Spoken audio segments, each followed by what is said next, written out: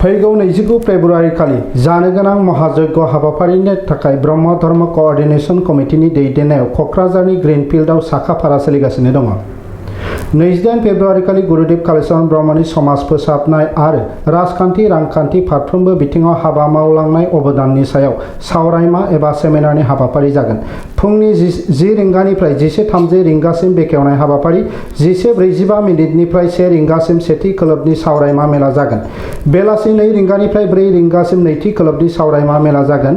29 फेब्रुआरियाव फुंनि 5 रिंगानिफ्राय मोनाबिलि 5 रिंगासिम महायज्ञ होनाय जागोन। बे महायज्ञखौ सामलायनो थाखाय गासै 120 जन अधिष्ठाताफोर थागोन आरो गासै 22टा मण्डप थागोन।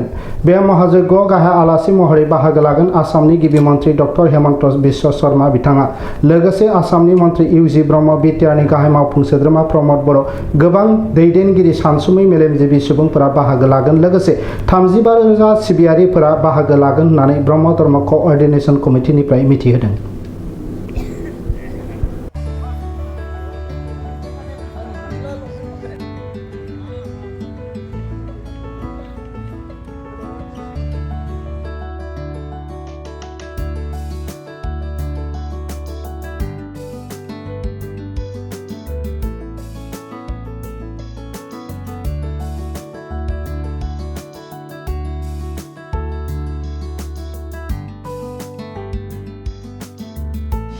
फैगौ 29 फेब्रुआरि खालि ब्रह्म धर्म कोअर्डिनेशन कमिटिनि बानजायनायाव साननैनि हाबाफारिजों खुंफुंनो लानाय महाकुन्द यज्ञ, बे यज्ञनि हाबाफारिया दिनैसिमाव फ्राय 80% जाफुंबाय। जोङो दिनै नैबे चेनेलनि गेजेरजों खावलायनो सानदों जे फैगौ महाकुन्द यज्ञखौ दैदेननो थाखाय जोङो 122 सा अधिष्ठाताफोरखौ एबा प्रसारक बाबामोनखौ जोङो सायख'नानै लाखानाय जादोंमोन। दा बे सायख'जानाय साफ्रोमबो प्रसारक बाबामोनहा आइमोनहा फैगौ 27 फेब्रुआरि खालिनो बेयाव सफैजोबनांगौ। जोंनि जानो गोनां महायज्ञनि थावनियाव फैनानै अखानायै जिहेतु 28 थारिख खालि जोंहा कालचारेल कमप्लेक्सआव खुंफुंजानो गोनां जे सेमिनार, बे सेमिनाराव जों साफ्रोमबो बाहागो लानांगौ। बाहागो लाखांनायनि उनाव जोङो 122 सा प्रसारक बाबामोनखौ लानानै जोङो बेलासिनि 5 रिंगायाव बे यज्ञनि मोनफ्रोम आयदायाव जों मोजां मावफुंनो थाखाय जोङो मोनसे सावरायनाय जागोन। बे सावरायनायाव साफ्रोमबो बाबामोनहा बाहागो लानांगौ आरो बे सावरायनायनि गेजेरजोंनो जोङो बे अखन्द महायज्ञखौ मोजाङै मोजां खुंफुंनांगौ, जाहाथे बेयाव खुनु कन्ट्रभारसि फैया, जों बेखौ खावलायगोन।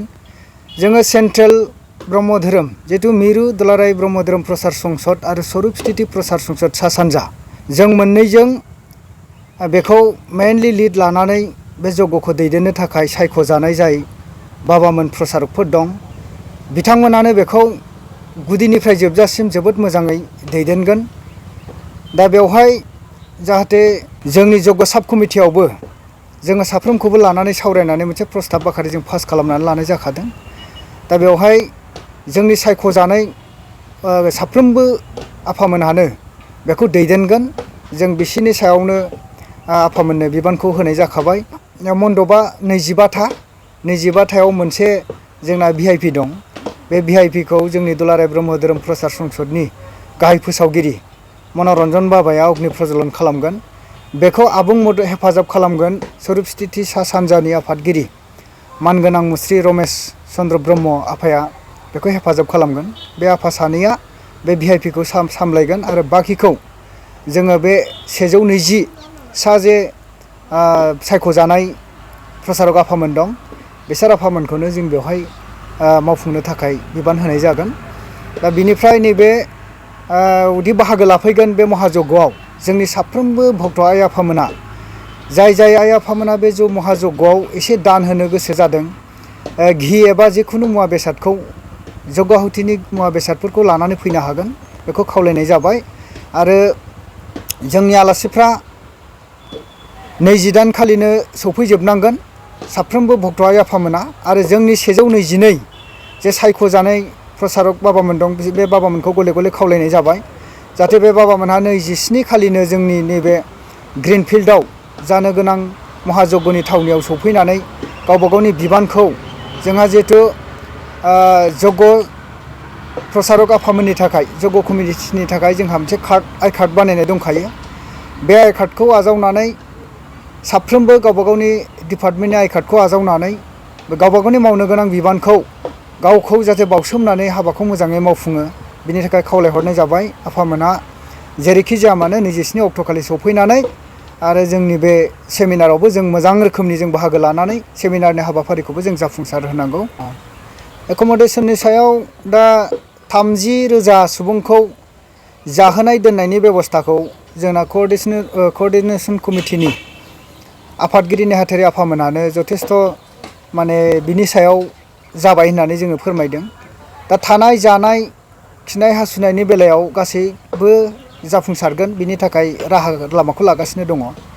दा बेखौ दाखालि जों सावरायनाय जादोंमोन। जाहोनायनि बेलायावबो बेयाव मोनसे केपासिटि बाहायनानै 30,000 सुबुंखौ माबायदि आयदाजों जाहोयोब्ला बबे आदबनि गेजेरजों जाहोयोब्ला जोङो मोजाङै मेनटेन खालामनो हागोन बिनि सायावबो जों सावरायनाय जाबाय। ओमफ्राय दोननायनि बेबस्था, दुगैहोनायनि बेबस्था, ओमफ्राय लेट्रिननि बेबस्था, माखासे जोंहा फिक्स लेट्रिन दंखायो, ओमफ्राय माखासे माने टेम्परारि सेनिटेसन बिनि बाथ्रायाबो जोंहा सावरायनाया अलरेडि जाखाबाय। दा जोंहा बिनि थाखाय साननांगौ गैया जों होननानै मिथिदों। क'अर्डिनेसन कमिटिनि जोंनिसिम मिथिहोनायाव जोङो दा 30,000 बा 40,000 सुबुंखौ जों बेयाव जनसमागम जानानै बेखौहाय जोङो जेबो उसुबिदानि सन्मुखीन जानाय नङा होननानै जों दिनै फोथायनो हायो। गाहाय आलासि महरै बाहागो लागोन आसामनि गिबि मन्त्रि डक्टर हेमन्त बिश्व शर्मा सार, आसाम आयेन आफादनि बुंथिगिरि मुस्रि बिश्वजित दैमारि सार,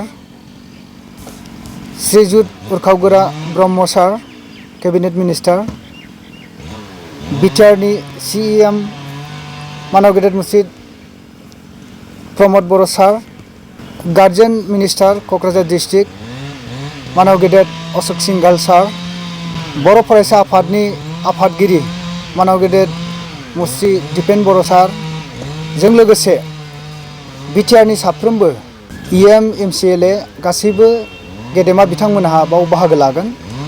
बिनि अनगायैबो गुबुन गुबुन आफादफोरनिफ्राय जों बाहागो लागोनखौ जों मिथिनो मोन्दों। जोबोद गोजोननाय बाथ्रा जे बेयाव बयबो बाहागो लानानै जोंनि बे गिदिरथार मोनसे थांखि बिश्व शान्तिखौ मिजिं लानानै जे मावफुंनो लानाय हाबाफारि, बे हाबाफारियाव बिथांमोनहा बाहागो लानानै एबा जोंनि गासैबो बाहागो लानानै बे गिदिरथार हाबाफारिया जाफुंसारगोन बेखौ जों मिजिंथिबाय। आसा खालामदों फैगोन। जों एसे गुबुन गुबुन हारिनिफ्रायबो बेयाव बाहागो लागोनखौ जों मिथिनो मोन्दों, जेरै मारवालि मन्च, ओमफ्राय बाङालि सम्प्रदायनिफ्रायबो बा गुबुन गुबुन धोरोमनिफ्रायबो फैगोनखौ जों मिथिनो मोननाय जादों। हाबाफारिया जोङो फुंनि 5 रिंगानिफ्राय अखन्द जग्यखौ आरम्भ खालामगोन। 29 फेब्रुवारि खालि फुंनि 5 रिंगानिफ्राय मोनाबिलि 5 रिंगासिम जों 12 घन्टाया एकदम माने अखन्द जग्य थागोन। बे अखन्द जग्यखौ जोङो ओरैबायदि मोनसे डिसिप्लिननि गेजेरजों जोङो दैदेननो सानदों जाहाथे बेयाव खुनु माने इनडिसिप्लिन जाया। जोबोद मोजांनि गेजेरजों जोङो बाख्नायथावै बे हाबाफारिखौ जाफुंहोयो। जोंनि टारगेटआ जाहैबाय बिश्व शान्तिनि थाखाय नालाय जों शान्ति परिबेशनि गेजेरजोंनो बे खामानिखौ मावनांगोन। आरो जोंल' नङा, जोंनि दुलाराय बे ब्रह्म धोरोमनि जेसेबां सुबुंफोर दं बा स्वरुप प्रसार संसदनि जेसेबां भक्त आइ बाबामोन दं, जोङो गासैबो जोबोद एक्साइटेड। आरो जोंनि एक्साइटेडनि खारनानो जाहैबाय जोङो जिहेतु दुलाराय ब्रह्म धोरोम प्रसार संसद आरो स्वरुप प्रसार संसद सा सानजा बे मोननै आफादजों मोनसे समाव गावस्रानानै थानाया दिनै जों ज' जानायनि जे लामायाव थांगासिनो दङ। बिनि थाखायनो जोंनि गासैबो भक्तफ्रा जोबोद मोजां मोनदों आरो जोंबो जोबोद खुसि। जोङो आसा खालामो ज' जानानै जोङो मुलुग मोजांनि थाखाय आथुमब्रि जिउ जिबिनि थाखाय अराय गाहाम हाबाखौ जों मावलांबाय थानो हागोन, जों बेखौ मिजिंथिदों।